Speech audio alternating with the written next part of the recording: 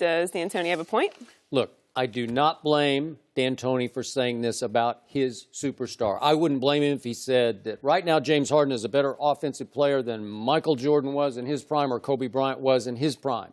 But James Harden is not a better offensive player than either of those two, because let's just do assassin mentality that Michael Jordan had. Let's do Mamba mentality that Kobe had. Let's just do a hypothetical one-on-one game. Those two would terrorize James Harden in a one-on-one game. They would tear him apart. Psychologically, mental toughness, because we have seen James disappear many times in the postseason. He is not, James Harden, the offensive force that Shaq was or Kareem was or Wilt was in their primes, just because he's 6'5", and they were giants in the game who dominated. But I will agree with one point that DAntoni made that at least puts James Harden in this conversation. It's the new lethal weapon in basketball that Michael Jordan just didn't really care about because it wasn't emphasized. Kobe started to at the end of his career, but not like James does, and it is the step-back three off the dribble, because he'll dribble 20 times, and then he will step back, and he is making 38% of his threes this year and 37% for his career. That's pretty great. Yeah. So all of a sudden, that's the great equalizer here, where he has great slither to him. He gets by people with sort of effortless quickness that it's almost like quicker than the eye, because he doesn't look that quick to me. But he gets by people, and he can finish with both hands at the rim, so that makes him very difficult to guard. But again, on just psychology, the assassin's mentality, I can't put him in the same conversation with Jordan. The thing I like about Harden is he's reminding us that this is a game of skill. Mm-hmm. You know, since Michael Jordan, we felt like the best player had to be the most athletic. And Magic wasn't the most athletic. No. Bird wasn't the most athletic. No. Oscar, was big and strong, but he wasn't, I didn't high see flyer that. or anything like that. No. Harden is like that. He's just greatly skilled, and he's, as you said, he's crafty and all that. He's smart. He is tremendous. I would throw LeBron, I think, offensively better than him. I even would say Steph is. And you know what? When you're a career 44% three-point shooter, wow. Now, here's the thing people are missing, and I think Harden should be unanimous MVP, because I don't see how you put anybody ahead of him this year. But what DAntoni, I don't want to say is missing, because like you said, he's backing his player. This system it takes you to another level offensively. Your numbers. Steve Nash, with all due respect, I don't even think he would be a Hall of Famer that he's going to be if he hadn't gone to Mike D'Antoni system. I would agree with that. Let alone two-time MVP. No. Yep. Chris Duhon looked very good in this system. He did. Ray Felton averaged 17 and 9 for Mike D'Antoni. Jeremy Lin's 2-month run of dominance was under Mike D'Antoni. So you put James Harden in this system, who's better than any of those guys, and that is where this extra uptick has come from. I would love to see Chris Paul by himself in this system. I think his numbers would be huge. If you put Steph or LeBron, Steph's a great passer. Steph or LeBron or even KD, put the ball in his hands in this system. LeBron would average 15 assists a night in this system. Yeah. And look, no, Mac D'Antoni, he's not the best offensive player ever, and you need to stop it. I believe you can heap praise on your player without lying. Because there was a 5-year stretch, and then because when he was probably like 14, Wilt was in the league. Wilt had a 5-year stretch. He averaged 42, 25 with 3 assists and had a PER of 30. Kobe averaged 35 points a night. He once had a stretch of 5 straight games where he hit 40. In 2 games before he scored that 81, he had a 51-point game. Michael Jordan averaged 37 for an entire season. He once averaged 32, 8, and 8 for a season. So, Mike D'Antoni, stop it. If you want to say James Harden is one of the best offensive players I've ever seen, okay, I can live with that. But to just say he's the best offensive, LeBron is a better all-around offensive player than James Harden. Come on, Mike. I get it. That's your guy. You want to back your guy.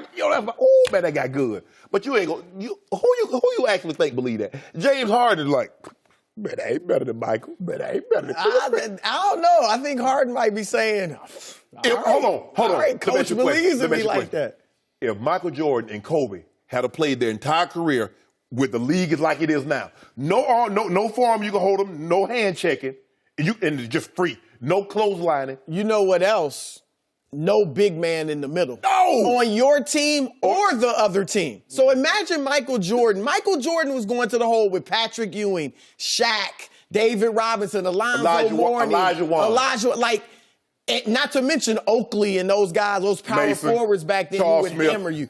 So the lane nowadays is so wide open. Look, I was talking to a former player the other day, and he was upset because the way the game is now. He said, look, comparing eras is done. You can't even do it because it's such a different game. It is. The lane is so wide open. The three-pointer is such a big.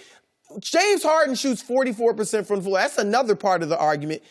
Jordan, LeBron, they're very efficient, all those centers you mentioned. But with the three-point line, if you shoot 33%, that's the equivalent of shooting 50% from two. So he takes 10 threes a game. So that factors into this whole equation. So think about this. For Kobe's 20-year career, he attempted 5,500 threes. James Harden has already attempted 4,400 in 9 years. So he's gonna double Kobe.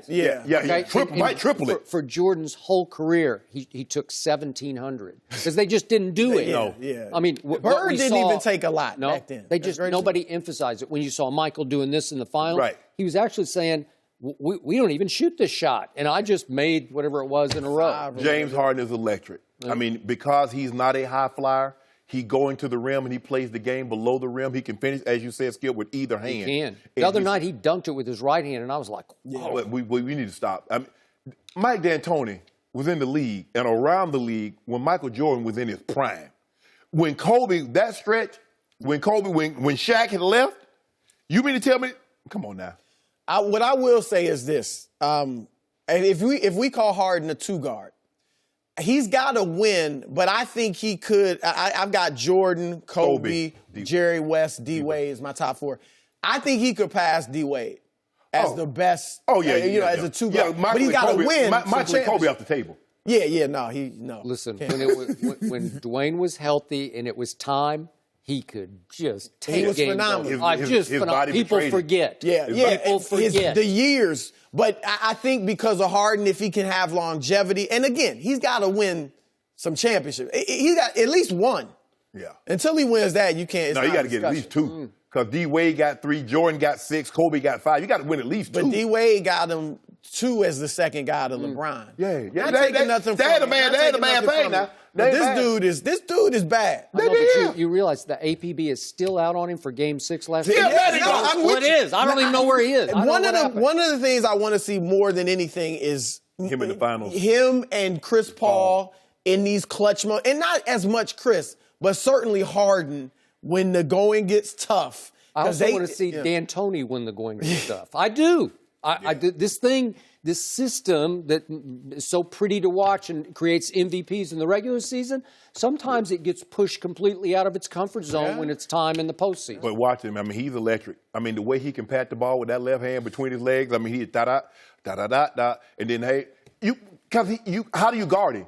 If you push up on him, he's going to go by you. You slack up off him, he's going to raise up and shoot the 3. So what do you do? No, it's... The other night in Portland, he had one possession where he dribbled it 20 times and stepped back and just ripped it. It's almost like... It's amazing because, like you say, he's obviously got some quickness, but you would think he wouldn't be blowing by these guys like that. Yeah. Oh, yeah. He does. Regularly. I mean, imagine if James Harden was 6'9", 264. What he could actually do. I know a guy. Skip, I know a guy with those very dimensions. 6'9", 264 in his 15th season. The one you hooked up with Vibranium? You hooked him up, right? Skip, he told you. Yeah. All he's doing is foreshadowing of things to come. It's going to be like this when you're 16, you're 17, and you're 18. If it is, I'm going to be asking some No, you don't ask no question. You already know the answer. No. No, Skip, stop it. Well, I'm asking somebody Tom then. Yeah?